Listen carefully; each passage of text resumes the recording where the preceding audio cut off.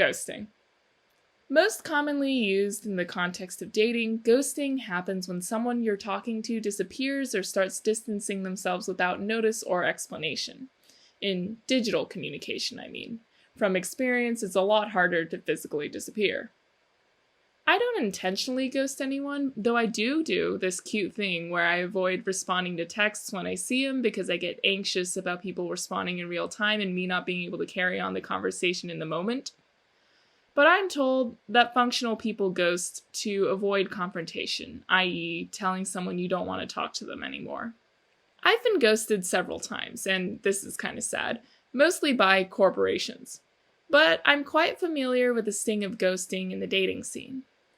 Obviously, there's the rejection and the embarrassment, but the worst part is the lack of closure.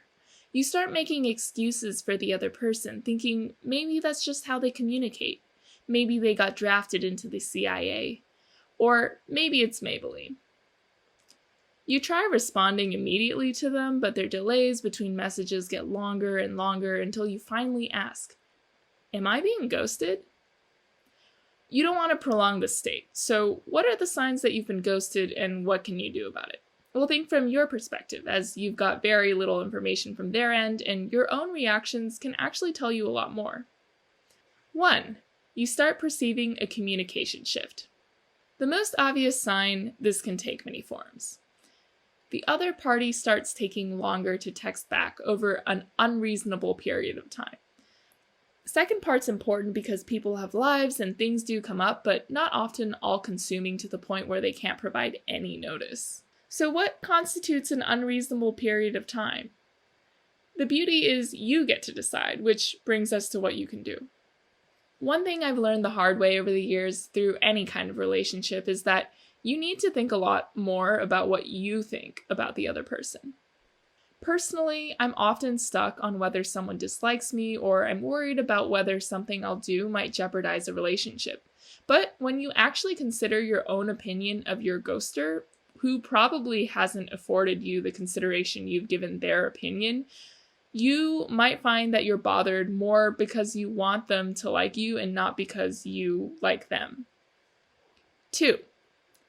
You start thinking everything would be perfect if they only did XYZ. This isn't even just ghosting advice.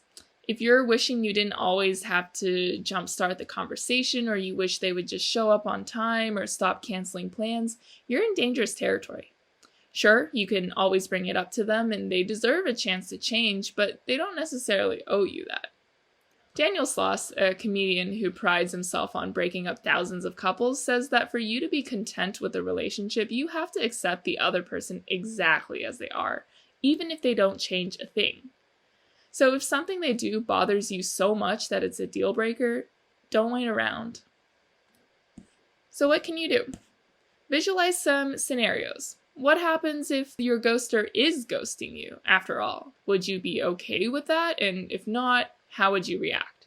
What exactly would need to happen to make you feel better about your situation?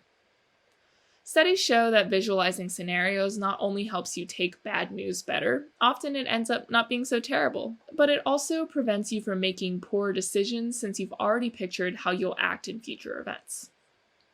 3. You find yourself seeking advice from Yahoo Answers or Quora. In itself, that's a form of desperation. Specifically, though, I mean searching, when a guy doesn't respond, what does that mean? Or, have I been ghosted or is he just busy? Or, is she into me? And continuing past several videos that say no until you find one that says, maybe? So, what can you do? Find an enemy, or at least someone who's fine with casually hurting your feelings. In my case, that was my mom. Kidding. I'm kidding, Mom. A couple years ago during my first ghosting, she just point blank told me, he's not that into you. I hated hearing it. It was embarrassing, but she was right. You need as many objective opinions as will convince you, and you need to understand that you being ghosted is not a reflection on you. I mean, maybe if you egged their house or something, but if so, they could have also just said something like, I'm not talking to you because you egged my house, dumbass. To really hit that point home, because clearly it didn't go through the first time. 4. You don't need more signs. You get it. And now you need specific tips. Here are a few suggestions. Say you took the hint and create your own closure if they don't explain. One time, my sophomore year, my conversations with this guy on Bumble, dating app, got to the point where he would respond after a week. I finally asked to return his jacket that I'd borrowed, and we set a time and a place, and he just never showed. This guy straight up sacrificed his jacket just so he wouldn't have to see me again. It was a little funny, even then. B. Wait 1 week after the first text or two and then send one more. So you want to send 3 at max, and then you disengage. Honestly, I thought by now I'd have learned to handle ghosting, but it still drains my HP despite my XP. This month I thought I got ghosted, not in a dating context at all, by a potential housemate in the city that I'm moving to. He didn't respond for a week, and I thought since his preferred move-in date was just days away that he decided not to live with me. I didn't even send any more texts to him, just started making other arrangements. My mom and I joked that maybe he was on a road trip across the country, just like another one of my friends who'd gone off the grid a month earlier and who I'd also thought had ghosted me. But the next day, he texted back. He had indeed been on a road trip. C. If all else fails and it's been a long while and you're still bothered, one option remains. Simply wait until you die and haunt them. The only problem I can think of here is that if you spook them enough to finally text you back, you no longer have a phone to receive the message.